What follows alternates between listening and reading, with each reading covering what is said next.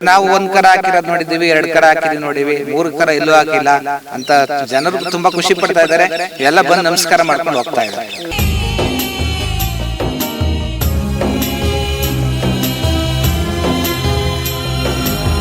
3 ಕರುಗಳು ಆರೋಗ್ಯವಾಗಿದ್ದಾವೆ. ಹಸು ಕೂಡ ತುಂಬಾ ಆರೋಗ್ಯವಾಗಿದೆ, ಓಡಾಡ್ಕೊಂಡು ಆರಾಮಾಗಿದೆ. ಸುಮಾರು ಜನ ಬೆಳಗ್ಗೆಯಿಂದ ಬಂದು ಆಶ್ಚರ್ಯವಾಗಿ ಅಕ್ಕಪಕ್ಕದ ಹಳ್ಳಿಗಳೆಲ್ಲ ಜನ ಬಂದು ನೋಡ್ಕೊಂಡು ಹೋಗ್ತಾ ಇದ್ದಾರೆ.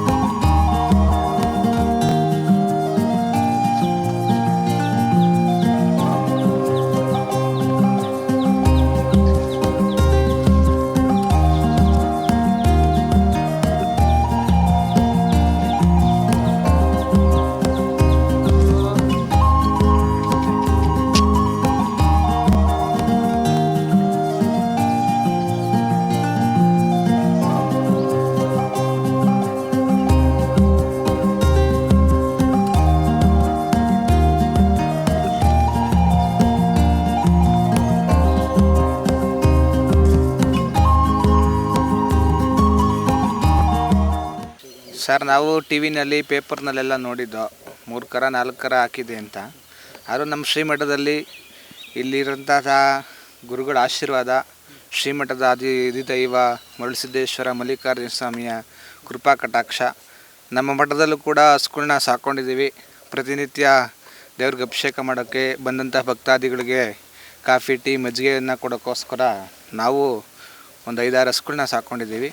ನಮ್ಮ ಹಸು ವಿಶೇಷ ಏನಪ್ಪ ಅಂತೇಳಿದರೆ, ಅದು 3 ಮಲೆಯನ್ನು ಹೊಂದಿದೆ.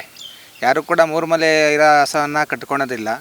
ನಾವು ಏನಾದರೂ ಆಗಲಿ ಅಂತ ಗೋಸೇವೆ ಮಾಡಬೇಕು ಅಂತೇಳಿ ಹಸುವನ್ನು ಕಟ್ಕೊಂಡಿದ್ದೀವಿ. ಅದು ಯಾವಾಗಲೂ ಕೂಡ 1 ಕರನ ಹಾಕ್ತಾಯಿತ್ತು.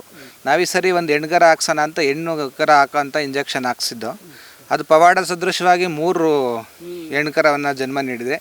3 ಕರುಗಳು ಆರೋಗ್ಯವಾಗಿದ್ದಾವೆ. ಹಸು ಕೂಡ ತುಂಬ ಆರೋಗ್ಯವಾಗಿದೆ, ಓಡಾಡ್ಕೊಂಡು ಆರಾಮಾಗಿದೆ. ಸುಮಾರು ಜನ ಬೆಳಗ್ಗೆಯಿಂದ ಬಂದು ಆಶ್ಚರ್ಯವಾಗಿ ಅಕ್ಕಪಕ್ಕದ ಹಳ್ಳಿಗಳೆಲ್ಲ ಜನ ಬಂದು ನೋಡ್ಕೊಂಡು ಹೋಗ್ತಾ ಇದ್ದಾರೆ. ಎಷ್ಟು ವಯಸ್ಸು ಹಸುವಿಗೆ? ಸುಮಾರು ಒಂದು 10 ವರ್ಷ ಆಗಿದೆ ಹಸುವಿಗೆ. ಸರ್, ಇಲ್ಲಿನ ಸ್ಥಳ ಮಹಿಮೆ ಆಗಿದೆ ನೋಡಿ. 1 ಕರ ಇರೋದೇ ಕೆಲವು ತಿರಿಕೊಂಬೇಕಾದ್ರೆ ಮತ್ತೊಂದು ಆಗಬೇಕಾದ್ರೆ ಅವು ಸಾವಿಗೀಡು ಆಗ್ಬಿಡ್ತವೆ. ಇಲ್ಲಿ ಆ ಮರುಳಸಿದ್ದೇಶ್ವರನ ಕೃಪೆಯಿಂದ ಕರುಗಳು ತುಂಬ ಆರೋಗ್ಯವಾಗಿ ಚೆನ್ನಾಗಿದ್ದಾವೆ, ಓಡಾಡ್ಕೊಂಡಿದ್ದಾವೆ. ತಾವು ಕೂಡ ನೋಡ್ತಾ ಇದ್ದೀರಿ. ಹಸು ಕೂಡ ಆರೋಗ್ಯವಾಗಿದೆ. ನಮಗೇನು ಹಾಲು ನಮಗೆ ಇಲ್ಲ ಅಂದರೂ ಪರವಾಗಿಲ್ಲ, ಆ ಕರುಗಳನ್ನ ಚೆನ್ನಾಗಿ ಸಾಕಬೇಕು ಅನ್ನೋ ಉದ್ದೇಶ ನಾವು ಕೂಡ ಇಟ್ಕೊಂಡಿದ್ದೀವಿ.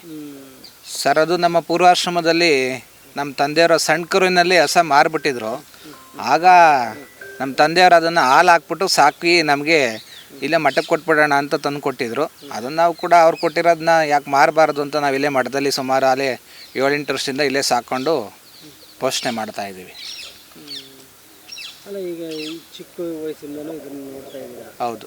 ಅವಾಗಿಂದನೂ ಇದು ಸರ್, ಅದು ಪವಾಡ ಸದೃಶ ರೀತಿಯಲ್ಲಿ ಒಂದು ರೀತಿ ಬಾವಿಯಲ್ಲಿ ಬಿದ್ದೋಗ್ಬಿಟ್ಟಿತ್ತು. ಒಂದು ಸರಿ ಬಾವಿಗೆ ಬಿದ್ದೋಗ 24 ಗಂಟೆ ಒಂದೇ ಒಂದು ಕಲ್ಲು ಮೇಲೆ ತಲೆ ಇಟ್ಕೊಂಡು ಬದುಕಿತ್ತು. ನಾವು ಕ್ರೈನ್ ಕರೆಸಿ ಅದನ್ನು ಬಾವಿಯಿಂದ ಎತ್ತಿಸಿ ಕಾಪಾಡ್ಕೊಂಡಿದ್ದೀವಿ. ಅದು ಕೂಡ ನಮ್ಮ ಶ್ರೀಮಠದ ಸ್ಥಳದ ಮಹಿಮೆಯಿಂದ ಅದು ಈಗಲೂ ಕೂಡ ಆರೋಗ್ಯ ಚೆನ್ನಾಗಿದೆ. ಅಲ್ಲ, ಚಿಕ್ಕ ವಯಸ್ಸಿಂದನೂ ಅದಕ್ಕೆ 3 ಮೊಲೆ? ಹೌದು, 3 ಮೊಲೆ ತೊಟ್ಟಿರೋದು. 3 ಕರ ಆಗಿದೆ. ಅದು ನಮಗೆ ಒಂದು ಆಶ್ಚರ್ಯ ಆಗಿದೆ. ಈಗ ಅದು 3 ಮೊಲೆ ತೊಟ್ಟಿಂದು 3 ಕರು ಹಾಕಿದೆ, 3 ಹೆಣ್ಣು ಕರುಗಳು ಹಾಕಿದೆ.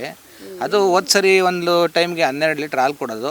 ನಾವು ಯಾವುದೇ ರೀತಿ ಬೂಸ, ಹಿಂಡಿ, ಫೀಡ್ಸು ಮತ್ತೊಂದು ಏನೂ ಹಾಕ್ತಾ ಇರಲಿಲ್ಲ. ಈಗ ಹಾಲು ಸ್ವಲ್ಪ ಜಾಸ್ತಿ ಕೊಡಬೇಕು ಅನ್ನೋ ಉದ್ದೇಶಕ್ಕೆ ಅದನ್ನೆಲ್ಲ ಹಾಕೋಕ್ಕೆ ಶುರು ಮಾಡಿದ್ದೀವಿ ನಿನ್ನೆಯಿಂದ. ಇಲ್ಲಿ ಸಾಕಷ್ಟು ಜನ ಎಲ್ಲ ಬರ್ತಾ ಇರ್ತಾರೆ. ಯಾರೇ ಅವ್ರ ಪವಾಡ, ನಾವು ಒಂದು ಕರ ಹಾಕಿರೋದು ನೋಡಿದ್ದೀವಿ, 2 ಕರ ಹಾಕಿದ್ದೀವಿ ನೋಡಿವಿ, 3 ಕರ ಎಲ್ಲೂ ಹಾಕಿಲ್ಲ ಅಂತ ಜನರು ತುಂಬ ಖುಷಿ ಪಡ್ತಾ ಇದ್ದಾರೆ. ಎಲ್ಲ ಬಂದು ನಮಸ್ಕಾರ ಮಾಡ್ಕೊಂಡು ಹೋಗ್ತಾ ಇದ್ದಾರೆ. ಸುಮಾರು ನಮಗೆ 40-50 ವರ್ಷದಿಂದ ನಾವು ಬತ್ತಲೇ ಇದ್ದೀವಿ. ಮೊದಲಿಗೆ ಒಂದು ಸಾಧಾರಣವಾಗಿ ಮಠ ಇತ್ತು, ಅಲ್ಲಿ ಮೊದಲೇ ಗುರುಗಳು ಇದ್ದರು, ಚನ್ನವೀರ ಶಾಸ್ತ್ರಿಗಳು ಅಂತ. ಅವರು ಎಲ್ಲ ಮೇಂಟೈನ್ ಮಾಡ್ಕೊಂಡು ನೋಡ್ಕೊತ ಹೋಗ್ತಾಯಿದ್ರು. ಅದಾದ ನಂತರ ಈಗ ಇತ್ತೀಚೆಗೆ ಸಿದ್ಧಗಂಗೆಲ್ಲೇ ಓದಿ ಇಲ್ಲೇವರೆನ ಅವರು ಅಲ್ಲಿ ಪಟ್ಟ ತಗೊಂಡು ಕಡೆಗೆ ಇಲ್ಲಿ ನೇಮಕ ಮಾಡಿದ್ದಾರೆ. ಇವ್ರು ಬಂದ ಮೇಲೆ ಅದ್ಭುತವಾಗಿ ಮಠ ಎಲ್ಲ ಚೆನ್ನಾಗಿ ಬೆಳೆಸಿದ್ದಾರೆ. ಭಕ್ತಾದಿಗಳನ್ನು ಆಕರ್ಷಣೆ ಮಾಡ್ತಾ ಇದ್ದಾರೆ. ಹಸುವಿನ ಹೌದೌದು ಹೌದು. ಆದರೆ ಏನೋ ದೇವ್ರ ಪ್ರೇರಣೆ ಅಂತ ಗೊತ್ತಿಲ್ಲ, 3 ಮನೆ ಇದ್ದಾವೆ. ಆದರೆ ಹಸುರು ಆರೋಗ್ಯವಾಗಿದೆ. ಇಲ್ಲಿರ್ತಕ್ಕಂಥ ಜನ ಅದನ್ನು ಸಹಪಾಠಿಗಳೆಲ್ಲ ಸೇರ್ಕೊಂಡು ಭಾಳ ಪ್ರೀತಿಯಿಂದ ಸಾಕ್ತಾ ಇದ್ದಾರೆ. ಚೆನ್ನಾಗಿ ನೋಡ್ಕೊತಾ ಇದ್ದಾರೆ, ನಿಗಾ ನೋಡ್ತಾ ಇದ್ದಾರಲ್ಲ. ಮತ್ತು ಎಲ್ಲ ಭಕ್ತಾದಿಗಳು ಜಾಸ್ತಿ ಅವ್ರು ಬಂದ ಮೇಲೆ ಬಂದು ಹೋಗ್ತಾ ಆಕರ್ಷಣೆ ಮಾಡ್ಕೊಂಡಿದ್ದಾರೆ ಜನಗಳನ್ನ. ಪ್ರೀತಿಯಿಂದ ಬಂದಿಂದ ಸಹಕರಿಸ್ತಾರೆ ಸ್ವಾಮೀಜಿಗಳು ಕೂಡ. ಹಾಗಾಗಿ ಬುದ್ಧಮಾನ ಬರುತ್ತೆ ಅಂತ ನಮ್ಮ ಆಶಯ ಸ್ವಾಮಿ. ಅಲ್ಲ, ಈ ಪವಾಡ ವಿಸ್ಮಯದಿಂದ ಹೌದೌದು. ಜನಕ್ಕೆ ಭಯ ಆಗ್ತಾ ಅಂತ ಇಲ್ಲ ಸ್ವಾಮಿ. ಈಗ ಒಂದು ವಿಷಯ, ಯಾವುದೇ ಒಂದು ವಸ್ತುವಲ್ಲಿ ಮನುಷ್ಯರಲ್ಲಿ ಮನೆ ಕಟ್ಟಾಗ ಒಂದು ಬಾವಿ ಬಿದ್ದಾಗ ಒಂದು 5 ನಿಮಿಷ 10 ನಿಮಿಷಕ್ಕೆ ಸಾವನ್ನ ಹೋಗ್ತಾನೆ. ಅಂಥರಲ್ಲಿ ಒಂದು ದಿನ ರಾತ್ರಿ ಎಲ್ಲ ಕೂಡ ಬರೀ ನೀರೊಳಗೆ ಇತ್ತು ಬುದ್ಧಿ ಅದು. ಹೌದು, ಒಂದು ದಿನ ಹಗಲು ನೀರೊಳಗೆ ಬರೀ ಮೆಟ್ಲ ಮೇಲೆ ಕತ್ತಾಕೊಂಡು ಮನೆ ಗಣಿತು ಚಿಕ್ಕದ್ರಲ್ಲಿದ್ದಾಗ. ಇಲ್ಲ, ಈಗ ಮನೆ ಈಗ ಒಂದು 3-4 ತಿಂಗಳು ಮುಂದೆ ಅವಾಗ ಯಾರು ಕೂಡ ಗೊತ್ತೇ ಇಲ್ಲ. ಹೋಗಿ ನೋಡಿದಾಗ ಯಾರೊಬ್ಬರು ಇದೇ ಊರನ್ನ ನೋಡಿ ಹೇಳಿದಾಗ ಅವಾಗ ಸ್ವಾಮೀಜಿಗಳು ಕ್ರೈನ್ ತಗೊಂಡು ಎತ್ತಿದ್ರು.